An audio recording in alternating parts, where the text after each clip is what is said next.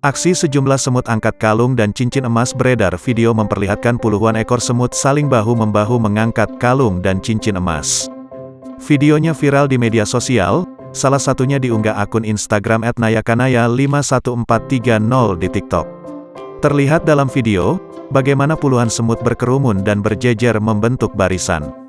Emas-emas yang dibawa semut itu seakan bergerak perlahan. Betapa kagetnya si wanita saat tahu emasnya bukan dibawa pencuri manusia namun hewan kecil. Pada keterangan unggahan, si pemilik emas-emas itu menyematkan tulisan bahwa ia nyaris saja berpikiran buruk. Namun, saat melihat emasnya dibawa semut, ia pun lega dan bersyukur.